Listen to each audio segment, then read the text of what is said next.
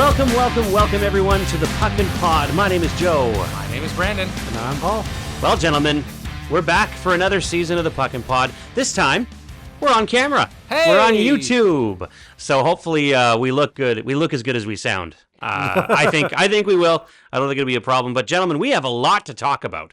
We have a ton to talk about. We're right into the playoffs right now in the NHL, and we're looking at some pretty crazy series happening right now. But before we get into that, let's talk a little bit about the end of the season. What are your guys' thoughts on the end of the NHL regular season this year? Probably the biggest story is Ovi. Yeah, Ovechkin, absolutely. Right. Yeah. You know, breaking the record for Gretzky's most goals scored in career. And, I mean, he's basically said, I'm still going. So yeah, I'm curious to see where it ends up for sure. But that, to me, that's probably the thing that sticks out the most. Yeah, he said in an interview that he wasn't going to retire. He's not done it after this year's over. So who knows where he can go from here. Obviously, he's chasing 1,000, so that makes sense. I don't know that he's going to get it, but that's a long ways. That's still a long ways. To finish the season, he did, like I said, we talked about him breaking the record. I did finish off with 897, so he'll for sure reach 900. Mm-hmm. If he can play another 3 years and score 30, 35 goals a year, he'll reach that 1,000, but I don't know. It's hard to play into your 40s. I mean, it is hard to play into your 40s, but Ovechkin's showing us that maybe it's not so hard, right? I mean he's kind of an anomaly. I mean, let's say Phil Kessel comparative. You know what I mean? Like The guy walks into the arena in the afternoon wearing a suit and carrying a bag of McDonald's or Subway or something. You know, like is Phil Kessel becoming the Chuck Norris of the NHL? Where every sort of superlative relating to him is based upon the fact that he's this guy who shouldn't be playing in the NHL, and he's playing in the NHL, and he's like breaking records and things like that. Like it's pretty funny when you hear the comparisons, but you're not wrong. I mean, the guy walks in carrying a bag of McDonald's, and he goes out there and scores a hat trick, right? Like I could see legendary status in 10 or 20 years, and it's like the slogan something like, Oscar Mayer wears Phil Kessel pajamas to bed. and then Ovechkin's going to steal that title as well, right? So it'll be Ovechkin that we're relating him to. But just so the folks at home who are wondering what all these flashing lights in the background are, currently the Toronto Maple Leafs and the Ottawa Senators are playing a game as we record this. This is how dedicated we are to doing this podcast. I've got two Leaf fans here who are watching the game and recording a podcast at the same time. I will take credit for this because I did encourage the fact that we should do this because I don't want you guys to miss your team playing in the playoffs. I don't get that opportunity. My team is not playing in the playoffs, but we'll get a little bit more into that later. But you don't want to miss out on what could happen. And then also for the podcast, the viewers can kind of see your natural reactions as you see the game. So it's exciting. First of all, I love hockey no matter what, but I think some of these series that we've got going on are really good, including this one. Oh, yeah. Disclaimer real quick. I'm going to try to stay as calm as possible. No guarantees. No guarantees. No guarantees. Brandon can't confirm or deny that he won't swear on camera. Well, you have to wonder this year if the Jets are finally kind of over the hump. They're off to a 2-0 start in the playoffs right now. I mean, winning the President's Trophy, it doesn't guarantee anything, as I know. I mean, watching the Canucks win it 2 years in a row, it doesn't guarantee anything. However, you want to be able to carry that momentum into the playoffs, and I think they've done that with their series. They're definitely the stronger team of the two, and we kind of knew that going into this series, but it's definitely been, for me, I think it's been an entertaining one. To play devil's advocate on that point, though, we were kind of wondering how that series was going to go because St. Louis was coming in super hot, too. This is true, yeah. So it really could have started either way. And Winnipeg has said, no, hold my beer, right? True. But at the same time, the other argument, of course, is nothing's over till it's over. Now, this series is going to St. Louis. You just never know what's going to happen on their end of the ice, right? We're looking at the Toronto Maple Leafs and the Ottawa Senators right now playing in Ottawa. We don't know where this series is going to go from here on out, but Toronto does have a 2-0 series lead, and it's been a really strong 2 games going into this. Last game was iffy. They might have got a bit of puck luck. I mean, they earned their win in overtime, I would say, but I would say after probably the first period, the deserve to win-o-meter was down for sure. Yeah. Ottawa worked really hard, and as much as I think everybody can sort of attest to the fact that the skill level on the Maple Leafs is a lot higher than the skill level on the Ottawa Senators. But what can be argued is effort level. Yeah. Right? If the Leafs don't match at least the effort level of the Senators, the series could be 2-2 in another 2 games, right? I was going to, just so people don't get confused at home, I was going to wear my glasses, but it's a little warm in here, and I'm getting sweaty, and they're starting to fog up a little bit. So Can't see anything. I can't see anything, so I'm going to take those off. But yeah, no, it's let's go back a little bit to the end of the regular season, because there was a lot of teams that had the potential of making the playoffs this year, and that includes the Montreal Canadiens, who did eventually make the playoffs at pretty much the last game, right? Mm-hmm. It was like the last game or the second to last game, and then the Calgary Flames, Paul, as you can contest, they just barely missed the playoffs. Well, and they had the same point total as the Blues, but the Blues had more wins. That's so that really, yeah. And that put them in. That's what it comes down to, right? I mean, Vancouver was right behind Calgary, I think 1 point or 2 points in the end. And unfortunately, we did not make the playoffs. I'm okay with it because honestly, my mindset was even if they made the playoffs, I think they weren't going to make it very far into the playoffs. Looking at who if they would have made the playoffs, they'd basically be where St. Louis is now, correct?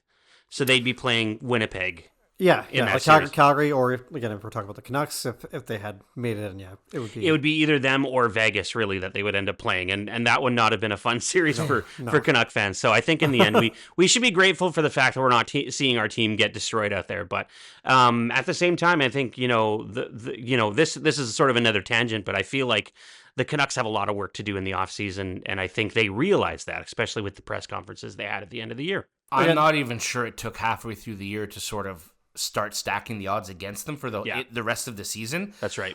They probably did as best they could with the circumstances. I mean, we can argue till the cows come home about returns on trades and possibilities and what they could have done, but realistically, with what they did do and what they were able to accomplish, that's probably a green check mark for them moving into the offseason. Yeah. No, for as sure. much. I mean, Canucks fans probably hate that. Right? I'll say this, speaking for Canuck fans right now, our biggest sort of question mark going into the offseason is still unanswered, and that is Rick Tocchet going to re-sign? And, is Brock Besser going to stick around? Yeah. Those are probably the two biggest question marks. We pretty much are sure Pius Suter is going to move on because Canucks aren't going to want to pay him what he thinks he wants. And that's going to be $4 to $5 million. Canucks don't want to pay him that much, right?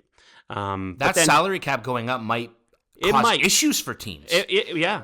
Because players are going to be like, well, salary cap's going up. My salary should go up. Wow. Yeah, and then especially with free agents, I think you're going to see that a lot where teams are paying like outrageous numbers for the specific needs that they have. And that's why the season-ending press conference with Patrick Allvin and Jim Rutherford, thank you. Jim Rutherford. Jim Rutherford had said that he thinks the only way they're going to get their needs filled, specifically at the center mark or center position, is through trade in the offseason, because he doesn't think they're going to be able to overpay for the free agents that are out there. They're going to be paying a hell of a lot of money for it. So it's going to hurt Vancouver a lot if they decide to go that route. Considering the team they had coming into the season, you wouldn't have thought it would have turned out the way that it did. Nobody predicted it. They had a second line center in JT Miller, but don't know what's going on in the locker room. I don't know what's changed for them that they didn't find as much cohesiveness this year as they did last year, because they were a deadly team last year. I think last year too. Like I think it's been stated anyway that the issues that were happening between JT Miller and Elias Pettersson, they existed last year as well. It's just they were able to mask it a lot more because the team was winning. Yeah. And when the team's not winning, that's when those sort of demons arise, right? And they tend to have a hard time kind of burying all that. Frustration comes out quicker. Exactly. There's shorter fuse, right? Yeah. So, I mean, and that's another question mark going into the offseason is what is Elias Pettersson going to do to improve his game in the offseason, because it's obviously what he's been missing this year. He has stated in his press conference at the end of the year that he's dealing with health issues as well with his oblique, right? So, if that's the case, and I know, his issues that he had at the end of the year last year, that affected how he was able to train in the offseason last year. If he doesn't have that problem this year, then it's pretty much guaranteed he'll come back and have a better year next year. So it's just a matter of like wait and see, really. But for me as a fan, I just ultimately want the team to do something that improves the team. Don't sit back. Don't wait for something to land on your lap. Like, make it happen yourself. Yeah, I would tend to agree. You gotta be proactive, right? Like if something didn't work this year, hopefully you have a plan in place that where your weaknesses were this year. Sad that they would have to give up draft capital to build upon that, but I don't think Vancouver fans or any of BC is going to be happy with this team not making the playoffs. Not only that, I think it's like, we have to look at the possibility of Vancouver giving up decent prospects too to make the team better. So it's something we have to come to terms with. It's like, okay, you're going to give up, a really good draft pick. You're going to give up a really good prospect. You better get somebody who's guaranteed to boost your team's, skill and make your team better. Because if you just end up in the same place next year, these fans are not buying season tickets. It's not happening. So yeah, there's a lot of question marks going into the offseason, but I think for me, I tend not to be so pessimistic. Like I am pessimistic about like how the season went, but I don't tend to be pessimistic about where they're going because I know what they came from last year, and the core players that are still there. Car going by. The core players that are still there are still able to bring them to that level. I mean, you look at what Quinn Hughes did this year, and you know that he's capable of being that Norris level goalie he was last year. So it just really depends on who he plays with and the team that plays in front of him as well. So there's a lot of possibilities. I like to keep myself a little bit more optimistic when it comes down to, the capabilities of the team and things like that. But let's talk a little bit about the Leafs and how their season ended going into the playoffs. How was their sort of play going into the end of the season? Were they kind of on the losing end of things, or were they kind of winning? Like, what does it look like for them? Phenomenal. Yeah, their play was great. I actually was a little worried they might have hit their good patch too early. Yeah, they finished the year 13-2-1. Not bad. So basically, as Paul can probably speak to a little bit, we had quite the race for the Atlantic Division lead, yeah. And honestly, Florida, who was kind of the team that was poised to take it, and ultimately ended up placing third. Is that right? Yeah, faltered along the way. Injuries obviously played a huge part, and suspension to Ekblad. Salary cap issues, LTIR. Yeah, a lot of teams are getting hit with some penalties because of this, right? Like being over the cap or close to the cap or whatever. I thought I read something about that where some teams are being penalized for that. Have you heard of that? Is this the new kind of thing that they're doing to teams that go into the offseason with that LTIR play where a player's not hurt, or he is quote unquote hurt until the end of the season and then he's ready for game one of the playoffs? Not quite, just because it's not it. Whoa, that's sorry. That was a big hit. By who?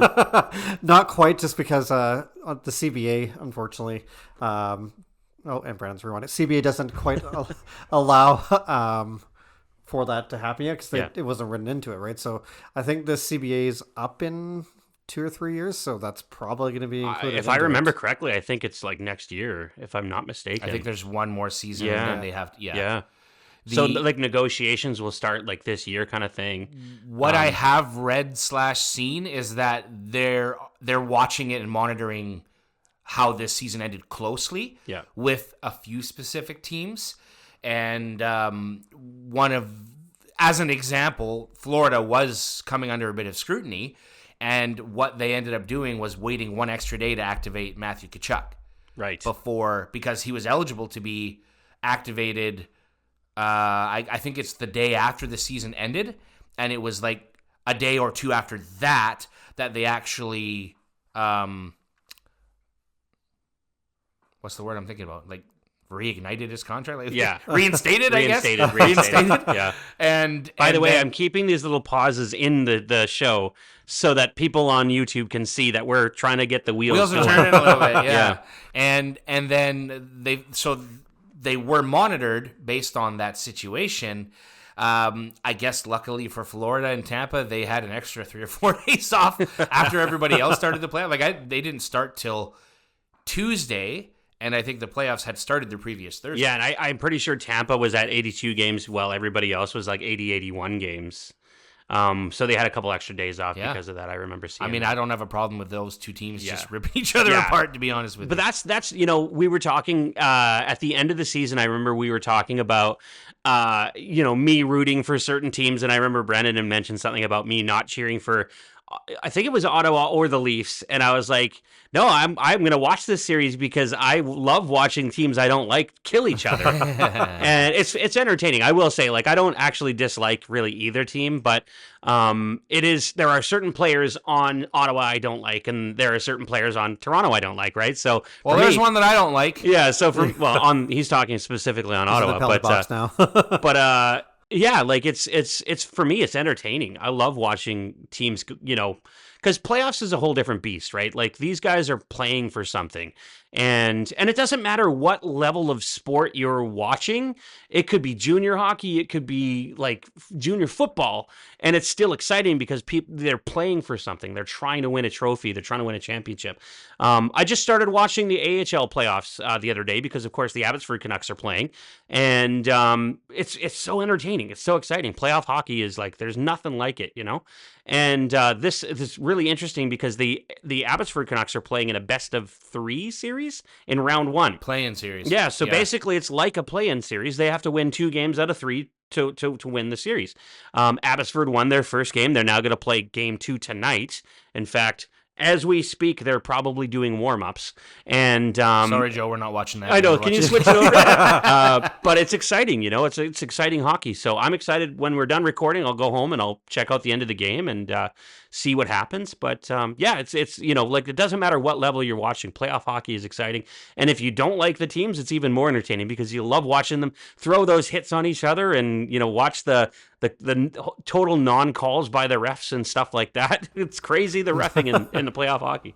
You have to wonder, obviously with the first round, it's such a pivotal round because, again, you have so many probably injuries that are happening because everyone's literally trying to take everyone's head off. Yeah. How that plays into the teams playing in the next round, right? Like how that's going to affect the gameplay and everything else. Yeah. I just love watching the fans sitting there trying to chirp players like Matthews, go sit down, go sit down. The Leafs are up 2-0 in the series. Like you don't really... Anyway. You don't really have a leg to stand on. Yeah. What I will say so far in this game, like we'll give you a little bit of a live update, but it's 0-0 at the end of the first period right now. But the refs are not letting anything go so far. Like they seem to be calling a lot, which frustrates me because the previous 2 games it hasn't been that way.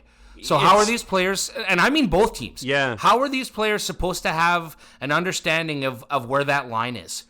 Like, I understand officials have to be different every game, and every style is slightly different, but you'd think there has to be a standard, and maybe they have pregame discussions, I would hope so, but that's from a fan's perspective, for me specifically, that's what gets frustrating. It's the inconsistency, and it's funny because, like, you often will see in a playoff game, one game, like you say, one game is totally different than the next. They'll call everything, maybe even one period. They'll call everything in one period, and then the same exact thing will happen in the second period, and they don't call it, even though they're looking at it. They're just like, I've decided to put my whistle away. The specific example that I'm a little peeved about right this second is at the end of that period, Shabbat cross-checked Matthews in the chest twice after the whistle. Twice. Matthews cross-checked him back, and now Matthews is getting the penalty. Yeah.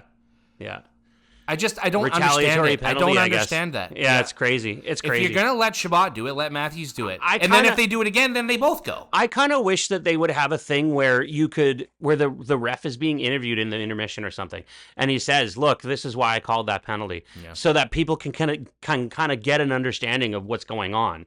Because a lot of times we're mad at the refs because we don't understand what they're thinking. Right. And they go on a microphone and they say, number blah, blah, blah is being penalized for this, but they don't really say why, or they don't, they're not giving an explanation as to what their reasoning behind it is. And if that is in fact a retaliatory penalty, he should be able to say retaliatory penalty. you know, and so that the fans can maybe understand. that would help Yeah. give them sort of a, like you say, that benchmark or that guideline. I will say that's one sort of benefit of ESPN sports is that they have that referee that they interview during the games. It's like a retired referee or whatever, who they will ask a question like, what do you think their reasoning behind this penalty is? And he'll typically give a legitimate reason why they would make that call. Yeah. So I like that because at least you're getting kind of a ref's perspective. They don't do that in Canada for some reason, but it's unfortunate. So I have a question about fan bases in general. Yeah. So, and I'm not trying to pick on Habs fans. I'm going to try to be as neutral as possible. But I've been seeing a lot of things on X and Twitter, whatever the hell you want to call it, about Habs fans being very upset about calls going against them not scoring, them playing, I don't know, like certain plays that happen during the game, and they're getting really, really frustrated, and Washington this, and the Habs should be doing this. At what point do you actually objectively see that, like, the Habs made it into the playoffs the last game of the year? And not only that, you're playing the second best Washington team in the league. is the second best team in the... What do you think is going to happen? Yeah. I mean, they You're took not gonna be Washington gifted to anything. overtime in the first game. That should be... You should be happy with that. That's a bonus for sure. Yeah. I mean, I know it's not going to, scratch that itch unless you're winning, but I don't know. It's a fair question. To a certain extent, it's reminiscent of when the Leafs first made it back into the playoffs, 8 years ago when they played Washington, because Montreal hasn't been, besides the Canadian division they had during COVID. That was a shortened season, so I kind of include it. I kind of don't, even though they made the finals. But if you're looking at it over a full season, they haven't really made the playoffs in quite a few years, and so it's the Leafs fought. They didn't win that series, but they fought, and we were proud of our team for doing as good as they did. So yeah, I would say the same for the Habs fan. Like it's understandable that you're passionate about your team, but you need to be realistic too. I find some fan bases unfortunately just aren't objectional people, really. Yep. They're very like, our team's the best, and even though we play 16th in the league, we're still the best team in the league. We need to beat everybody. I bet we've got people watching right now like, these guys are homers. Like, forget about it. To be fair, like, you're gonna get that everywhere you go, and I fully admit I will do that as a Canuck fan. If I'm watching, say, the Canucks and the Oilers, like I was last year, I fully thought my team was better than their team, and maybe I even thought they deserved that series better than Edmonton did. But in the end, Edmonton still went to the Stanley Cup final. So they put up their effort that they put up, and they won. They made it that way, right? So good on them. A lot of times we're blinded by that fandom, right? And that's why I always joke, like, take your Leafs glasses off or whatever, because in the end, like, we're all gonna just be fans of our team, and we are all gonna think our team is better than maybe they actually are, But that's just the way it goes. It's okay to be a fan of your team, but sometimes you can say silly statements that make you sound ridiculous, right? True. Oh, Willie! My favorite player. Good job. Sticks out his knee, takes a tripping penalty. All right, so we're and it's now a 2-man advantage for Ottawa. This is awesome. So 2-man advantage for Ottawa. It's 1:15 left in the first power play. We're literally, what is that? 40... What is he doing? Watch this. Asterisk, Willie is not. We're looking at favorite player. Oh no, you got about another minute before he stops carrying the puck by himself and sticks out his left knee. Looking at about 45 seconds. Oh, guess who the player was that Oh, that's a bad. Mystically fell down. No, that is a bad. So, Brandon, you got to take your Leaf glasses off here, and oh, they're off, buddy. William Nylander. I hope Ottawa scores here. What an idiot! I won't be surprised if they do. What an idiot! But it's one of those things. What can you do? Yeah, 2-man advantage. What can you do? Not stick out your leg, Paul. That's one thing you could do. we're armchair washers, right? They're the ones playing the game, so it's one of those things where. And you do have to think, like, and I'm not giving Willie the benefit of the doubt here, but you do have to think, like, the game is so fast paced, but it's even faster paced when you're in the playoffs, right? And like, we're just. Right now we're watching Ottawa just pass the puck around. They're playing shinny. Yeah, really. Well, here comes first shot. Oh, went through the net, boys. One of the things I find with, especially when you're looking at star players, right, is the really like strong star players. If you're looking at like Sidney Crosby, Nathan McKinnon, even Alex Ovechkin, while they are very skilled, you do see humility in their play too. Like you see how they're humble about the game, how they respect the game. Oh, there we go. Ottawa just scored. There it is. Yeah. 1-0 Ottawa. I look at a guy like William Nylander, and while he's got a lot of skill, he seems to think he can do all of it himself. He can do everything. He doesn't. That's have, actually a common problem with a lot of the top players on each team, right? Like, and you see that with some of those top players, and they lack the humility, and they're not considered these superstars. Like well, a lot of it Crosby too might stem from just being else. frustrated with your teammates and stuff too. Like, Oh, yeah. maybe you're watching your teammates make too many mistakes or one too many passes or whatever. So Yeah, you're just like, screw this. I'll take the game and do something with it. The environment and the culture in your room certainly adds to your ability to It's a take that common next problem step. with Edmonton, right? We look at Edmonton and the whole McDavid Draisaitl thing. You know, it's starting to show even from game one of their series against LA. We're looking at McDavid Draisaitl basically the only ones who are being offensive, who can actually score goals, because everybody else is kind of like, I don't know what to do. LA is just kicking butt in that series, right? It's impressive. Yep. I may be dumb, but I know what love is. I know what love is. I'm not a smart man, but I know how to play hockey. That series is what, 2-0? 2-0 LA. LA. It's heading to Edmonton now. That'll be an energetic building. Yeah, I assume they probably play tomorrow, I think so. Yeah. Yeah, I think so. Friday night at Rogers Place. Rogers Place. Yeah, that building is massive. Have you guys ever been there? Never been there. It's impressive looking from the outside. We went and visited Mike and Jory. Mike, who we've had mentioned on our podcast before, big Oilers fan. Yeah, and we went. He's a good guy despite that part. Yeah, that's right. Yeah, good poker player too. Yeah, we went and visited them in 2017, and it was I think that was the first year after they finished building the arena. Building it. Yeah. And I mean, the practice facilities there, the mezzanine and the concourse area it's massive. It's absolutely massive. It's like an entire city block. Yeah. This building.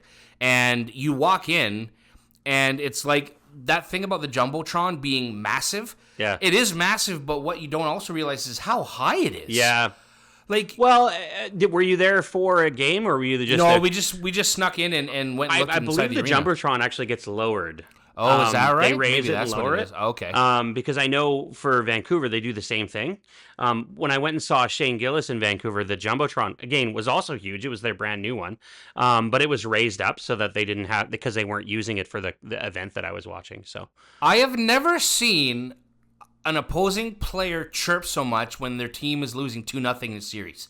Well, you know, I wish someone would shut Brady Tkachuk up, because he's starting to get on my nerves. well, that's it. If he's getting on your nerves, that's exactly what he's trying to do for the he's Leafs. that kind of player, right? He's trying to get on their nerves so they start making mistakes. Oh, Pinto's looking to make a bet with the linesman. So he's chirping Benoit here in this replay. Because I guess he boxed him out or something. You know, he reminds me of like an evil chunk from the Goonies. Looking at him. You're talking about Brady Tkachuk? Yeah. Oh, that's funny. I was thinking a troll in Central Park. Yeah, to be that honest. too. Under the bridge. But like, because Oh, God, look at him, Chunk like- never stopped talking, and then it's the same. So hey, speaking of practice facilities, you actually reminded me of something. Yesterday, I don't know if you guys are aware of this, but yesterday they announced Vancouver is getting a PWHL team. So Yeah, I saw the Professional Women's League, which is really exciting. It's their first West Coast team, so first expansion team as well. They're going to be playing out of the P&E at the Pacific Coliseum, and they get a practice facility before the Vancouver Canucks get a practice facility. Excellent. Their practice facility will be in the Agridome, and they are going to basically renovate the Agridome and Pacific Coliseum for that team. Right. So they get their own building, they get their own dressing room, they get all this cool stuff, and it's really exciting for women's hockey. That And is I'm exciting. stoked. I'll probably go to a game or two. That's and the 8th team in that league? It'll be the 7th team, I Seventh believe. team. I believe the 7th team. And then there is a rumor that Seattle's going to get a team too, but they haven't announced anything yet. They're going to be playing this coming season. So they don't have a team name. They don't have anything. Oh, really? They've got a building. They've got a practice facility, but they don't have a team name yet. So I wonder if they'll keep expanding each year for at least the next couple of years. Like I guess it depends on how revenue goes and stuff. But yeah, I can see Calgary getting a team in the future too. Like Calgary. I think Winnipeg wants one too. You put a team in Vancouver, you have to start filling up the West Coast. You can't make them travel that much. Exactly. And like I said, Seattle. You know, if you start creating them in sort of on the West Coast, like a Los Angeles team and stuff like that, I think the PWHL looks like it's got a really good future, especially when you're expanding like that. So, and I know a lot of Vancouver fans are really excited about it. So, well, you know how they say like girls are crazy, like they are literally crazy when they're playing on the ice. Think about it this way: like they had a bunch of sort of what do they call it? Like where they go to different arenas around Canada and the world and stuff, and it's like a showcase, right? They had a showcase, and they went to Vancouver, and Vancouver had the biggest attendance out of all the places they went to. It was like over 19,000 people went to the game. Yeah. So, which is really incredible that it's got such a demand. I imagine that they'll sell out season tickets no problem. It is true, and that they are the 7th team. 7th team, yeah. So I'm excited about it. I mean, just being able to take my son and my daughter to different kind of games like that, whether it's AHL or PWHL or NHL, there's a lot of different options for you, and I just hope the Vancouver Canucks can get a damn practice facility at some point. It's funny because you wouldn't necessarily think this way, but I mean, of course it is. It's realistic, but I was watching a TikTok video about 3 weeks ago, and it was an audio clip of the Women's Hockey League. I can tell you right now because I'm looking at the names, but it was Toronto, and I think they were playing Ottawa. Yeah. And some of the stuff they were saying to each other, I was like, wow. Like, crazy, and like they're dirty. I've watched some of the hits and stuff that they do, and it's it's hard hitting in the NHL, but it's they're ridiculous. also really skilled too. Like they have some. Yeah, That game in Vancouver, I think it was Marie-Philippe Poulin scored a really incredible goal. Just like showcasing her skill, right? Yeah, her resume is longer than my body. So. Yeah, it's and she's played for Canada multiple times and won gold multiple times, and so it's exciting. There are some good players who are from the Vancouver area, so it'll be really interesting to see. They're going to have an expansion draft. They'll take some players from that, and then of course they'll probably have a decent pick in the actual draft. So it'll be interesting to see like what kind of team they actually get out of it. I wonder if they'll do what they did when they first started the league, where they gave the team an opportunity to actually sign somebody even before a draft, even before the expansion, to sign like a cornerstone basically to their franchise. That would be I think cool. Sarah Nurse was the one that signed in Toronto. And then Montreal, I can't remember the French gal that probably Marie-Philippe Poulin, right? Probably. Yeah. So I wonder if they'll do the same with Seattle and Vancouver in the future here. That'd be so cool. That'd be cool for them, especially if they find somebody from Vancouver. Like my thought process is I just hope they're not like the Vancouver Grizzlies of the NBA, where they don't get an opportunity to be a good team for like the first 7 years or something like that. Like they really need to showcase them as a decent franchise, especially when you consider the attendance they had. Like people from the area want a team. Don't make it a bad team. Like make it a really good team so that they can make some money off the bat. What's going on in the rest of the NHL for playoff series right now? Well, how about Gabriel Landeskog coming back in the third game for the Avalanche? Yeah, he hasn't played in over a year and a half, 2 years. Mikey said November of 2022. Wow. No. It was the final playoff game of the Stanley Cup playoffs. When they won the Stanley Cup? They won the Stanley Cup. Really? So that would have been June 2022. 2022. Wow. There you go. Or May. Might have been May, but... because he definitely didn't play the season after. I remember that. Crazy. But it's been nearly 3 years. And his very first shift, guess who he knocks flat on the ice? It was an AHL shift that he played? Or are you talking about his first shift back in the NHL? First NHL with the Avalanche. Guess who he knocks flat on the ice? Who? Mikko Rantanen. Rantanen's not a small dude either. No. He must just and I heard he played well in his first game in the AHL too. He scored a goal and Yep. Oh yeah. Yeah. Well, I think the guy's got a ton of skill. Like he wouldn't have forgotten how to play. It was just the conditioning more than anything else, right? So, kudos to see him come back, and he played a good game. Unfortunately, the Avs did lose that game in overtime in the end, but and so they're down 2-1 in the series. Unfortunately, what are you, a Colorado fan? Well, just unfortunately for him. I'm just kidding, man. Rooting for Gabe for sure. Yeah. I've always kind of had a soft spot for Colorado, honestly. Mike and I always joked when we were younger about like guys like Milan Hajduk.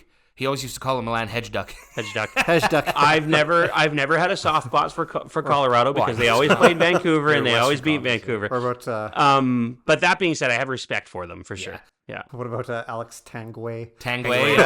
Back in the Peter Forsberg and Joe Sakic, man. Those Adam Foote. Yeah. So there's plenty of other series we can talk about, but that's one series that I kind of was looking forward to because I felt like two powerhouses going against each other, which is like, it's unfortunate that's happening in the first round. Like I feel like that should be a second round playoff series, but it is what it is. What's that series at, Paul? It's 2-1 for Dallas right now in the series. That was kind of what Bettman wanted set it up with when they changed the divisions and stuff like that. He wanted more rivalry play. It's unfortunate that it's all in the first and second round that you're seeing that happen. Yeah. Sometimes it'll happen depending on where the wild card spots and everything kind of fall into place. But it is kind of a fun. It's fun to watch in the first few rounds, but you love seeing that in the later rounds because it means even that much more. Are you serious? I'm not going to be able to do this, man.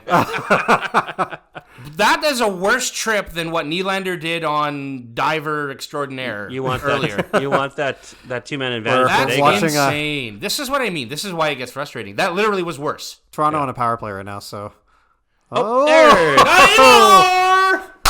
And then have to turn score your on mic an down. awkward bounce. That's okay. I warned you. So it's 1-1 in the second period, Toronto and Ottawa. 11:29 left in the second period. Oh, he looks mad. Who does, Tkachuk? No, it was Batherson. No. So we got, obviously looking at the other series, we do have the Panthers obviously playing the Lightning. And another kind of powerhouse series where you're just like excited to watch because these are two teams that you like you say you want to watch them kill each other. Yeah, quite literally. It's an exciting series though when you think about it. Yeah, it was surprising to see them get rolled over. The Lightning get rolled over in the first game. 6-1 or 6-2 was the first. 6-2 the first game. Yep. Florida's got that swagger, right? Because they won the cup last year. They're coming into it like we the champs. Kind of like with their chests out. Well, and I mean, really, they're about to have Aaron Ekblad back too. Yeah. For Game 3. Yeah, that's right. He had to miss the first 2 games. That's right. I remember now. Yeah. Then we're obviously looking at the other series. We've got the Kings and the Oilers. Kings. Go, Kings, go! Kings ran over the Oilers the last game, but that first game where it just bounced back and forth, that was crazy to watch that. I want to talk about the Oilers goaltending a little bit, just for a second. Of course. So obviously, right now they're rolling with Skinner and Picard. Yeah, or Pickard. Pickard or Picard, however you want to say it. Picard started the game last night, did he not? No. He didn't. Skinner did. Skinner started the game and then he got pulled late. Right. And then they scored they scored on Pickard, I think, as well. Funny you say that because I remember Mike Crosby going off on a tangent. That's right. About the coaching decision. Like, why would you pull him that late in the game? And then especially when you have to play, you're back at home the next game. And what are you going to do? Play your backup now? And then of course the LA fans all over Skinner chanting, "We want Skinner!" Like, so funny. That guy's head must be just underwater right now. It's definitely got to be frustrating being an Oilers fan. When you consider the fact it feels like they haven't done anything to improve the goaltending depth over the last few years. Like it just feels like they've kind of had the same tandem, for a few years now, and it just that has done nothing. And if you think about it, their defense technically got worse this year, losing Broberg. They lost Holloway and Broberg this offseason, and so that forward end defensive depth basically gone. That helped carry you into the Stanley Cup Finals last year. It seems like they're definitely a lot worse this year. Part of their problem, I think, with the Oilers too is they don't seem to stick with goaltenders. Longer than they should, right? Like if you're looking at a guy like Cam Talbot, he wasn't great with them, but he started playing great after he left with them. You look at a guy like trying to think now, Anthony Stolarz. Mike Smith. Yep, Mike Smith. Anthony Stolarz played for them, albeit he's a bit more of a late bloomer in terms of how he's playing now. Yes, but again, one of those things like they haven't stuck with certain goalies, right? In regards to their development and growth, Devin Dubnyk was awful with them, but 2 years later was the starting goaltender and all-star with Minnesota. I wonder, too, how much of that is like goaltending coaching. Oh, yeah. Well, and that's the organization, right? That's what I'm saying. Like, not sticking with it, not properly developing, really. Whether it's kind of a common problem with Edmonton. I mean, you look at all the first-round picks that they had over the years, and really like 2 of them stuck with the team. When you look at, I guess technically 3 if you include Nugent Hopkins, and then you've got Draisaitl and McDavid. Was Draisaitl a first overall pick? No, third overall. Third overall, still good enough. Good, and now he's good enough to be a first overall pick, obviously. But so I've got an interesting stat here.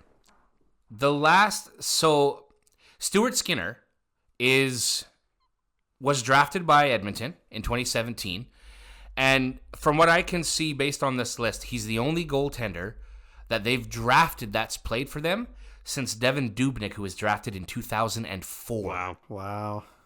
Every other Oilers draft pick that I can see on here has not played for the team.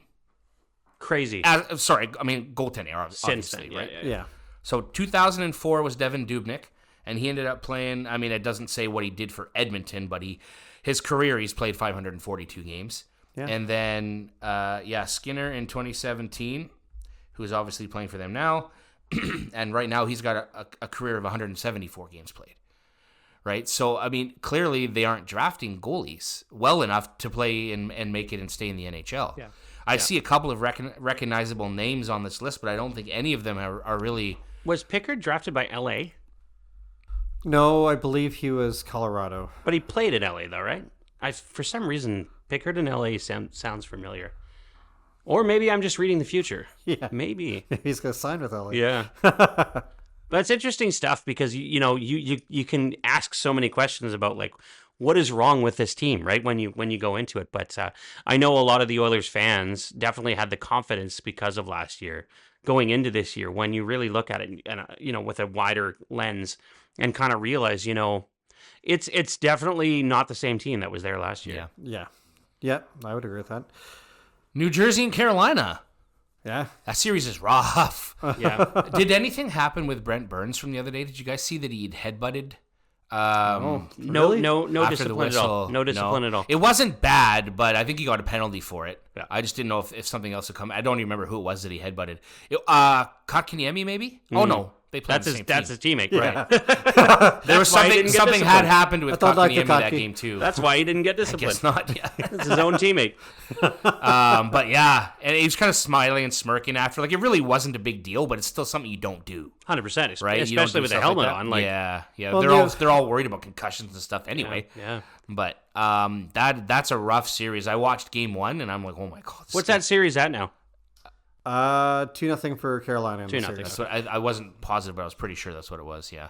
Well, there's so much more to the playoff game than just obviously the offense and the defense and the goaltending. You have the mental aspect too. So if you can get under the other team's skin and you can throw them off their game, it can sway the series. Yeah. Any which way, right?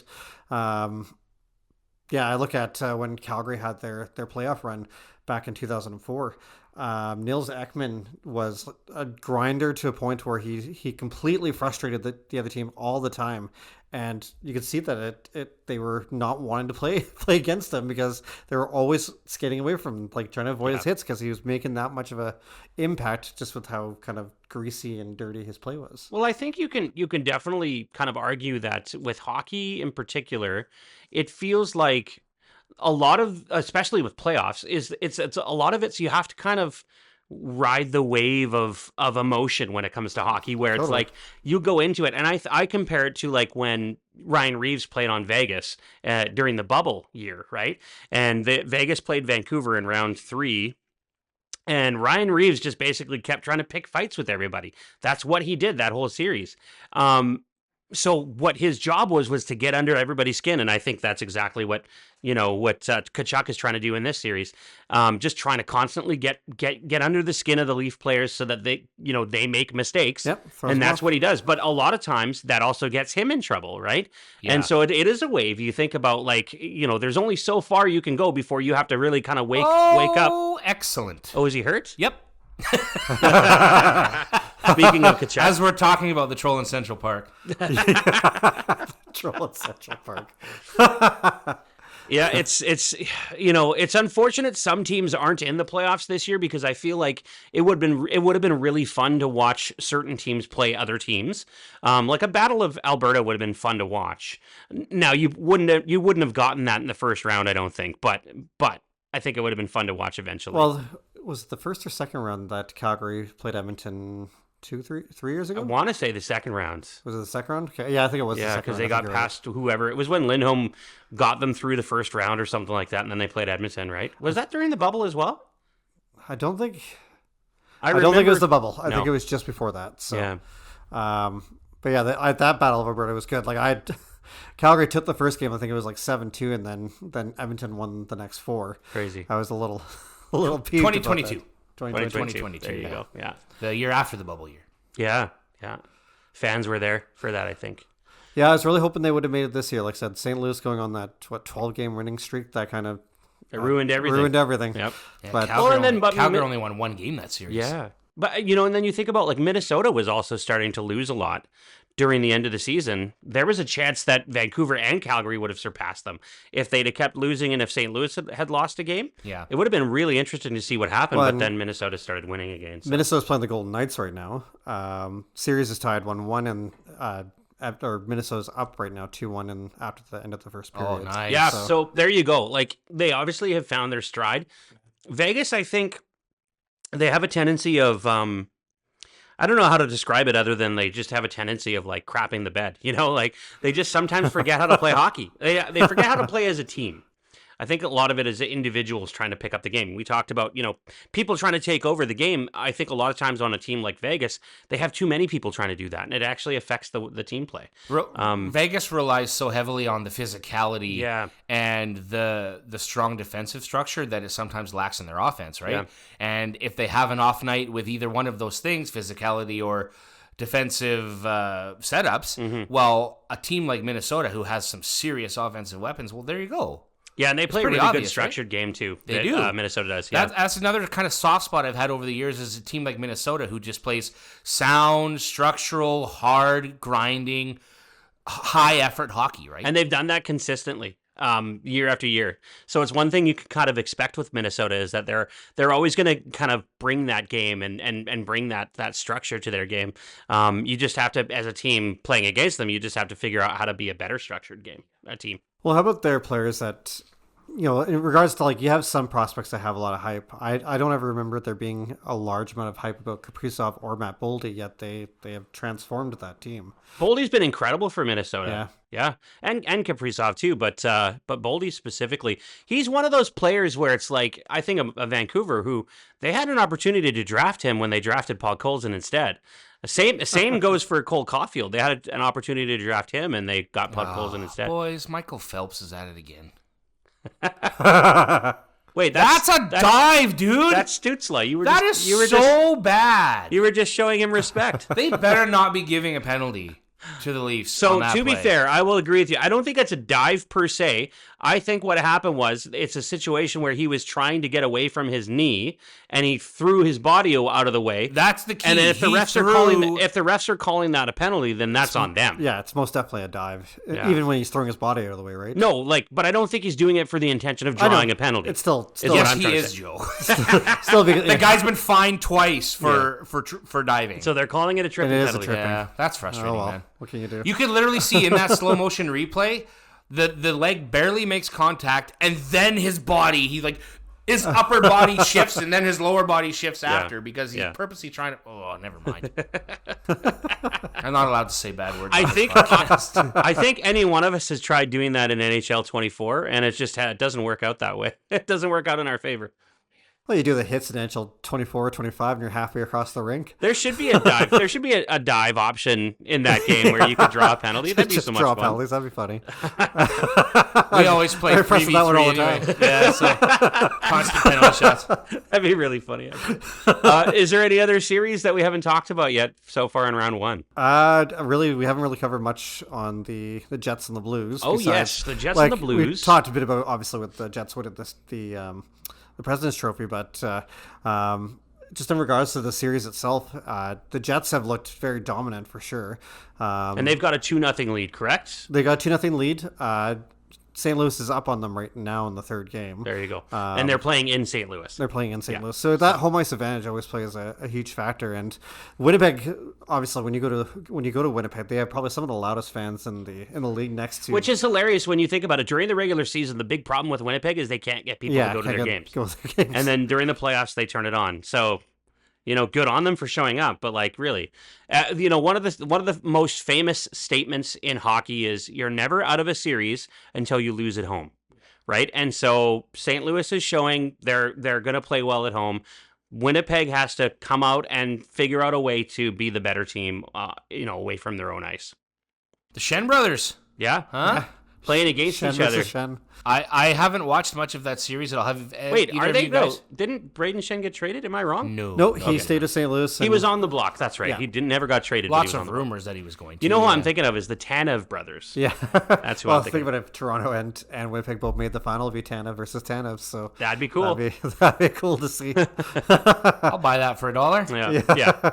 I mean, you guys just want to make it to the final. Let's be honest. I want to make it out of the first round, Joe. That's I want to win the cup. Come on. Yeah.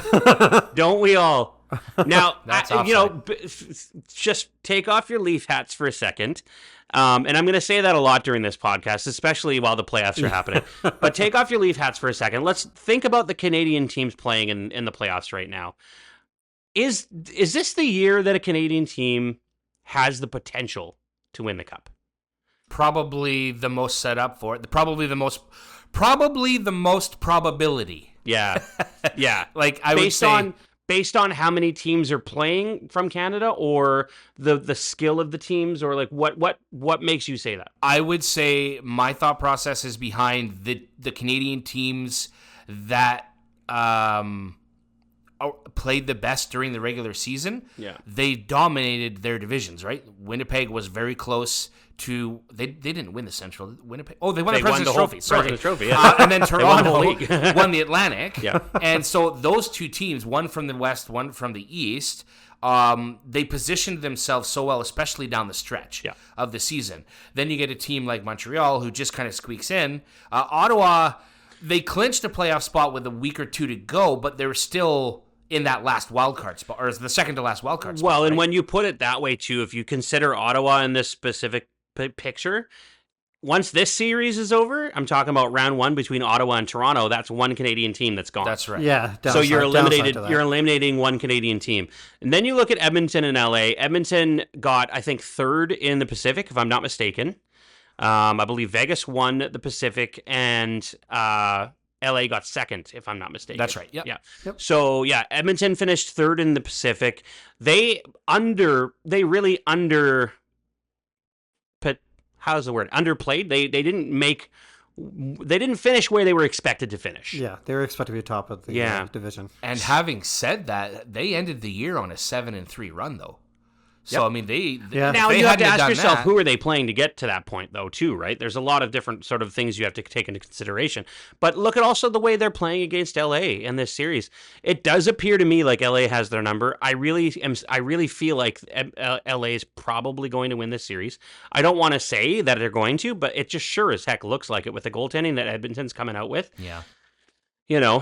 It's tough to say. But again, you're not out until you lose at home. True. So we'll see what happens in the next game or two. Well, considering what's happened the last couple of years with LA playing Edmonton, I'm pretty sure LA is like, okay, I'm done with this. We need to. Well, that's just it. This is the fourth straight year they've played each other. Now, let me ask you this question. We're coming to the end of the show, but I just want to ask you guys, looking at Edmonton, let's say hypothetically, and I know, Mike, you're watching this and you're thinking, don't say it, Joe. If Edmonton gets swept, if they lose the next two games, who gets fired? Everybody, right? I bet you they really seriously evaluate their situation. Do they rebuild, or do they just retool? I mean, I guess you could say they'll retool, but I mean, they're going to have more cap space. You can't get rid of McDavid, right? Like, you can't. Well, it's not like you're going to get rid of him. In a couple of years. He may choose to leave. Yeah, this is true. Yeah, maybe they reevaluate and they think, well, he's going to walk anyways. Maybe we do rebuild. Yeah. Right? Maybe they have to have those conversations with him that we don't know anything about. This is a question we'll have to come back to in the offseason and kind of look at that as a potential possibility, right? That was a nice save by Allmark. Yeah, it's definitely scary when you think about as Edmonton fans, I'm sure they're thinking here, we've got to win a game. We got to do something here. Yeah. I'm sure they feel good about their team too. I think. Sorry, Paul. I was just gonna. Yep. I'll say this and then I'll be quiet. But I think we're gonna have a really good idea come next week. Based on what happens this weekend, maybe our tune is completely changed. Yeah. Maybe Edmonton comes out absolutely on fire. The building gets behind them. The fans get behind them. The province gets behind them. Not the country, but the province. The province, that's right. And I'm such a bitter Canucks fan. It's so funny. Yeah. Well, we're talking about obviously the possibility of a rebuild and maybe McDavid leaving. There's lots of star power that's going to be available in the next 2 years. Here we're even looking at Toronto. Mitch Marner could be making $14, maybe even $15 million. It's going to be it's going to be a ton of fun though this offseason. It's going to be so much fun to think about the money that these guys are getting, these free agents are getting in this offseason. It's going to be really crazy. But gentlemen, we better wrap it up here. We're looking at 55 minutes right now, so we better wrap it up. I want to thank everybody for watching. Those who are watching on YouTube and those of you listening on the podcast availability.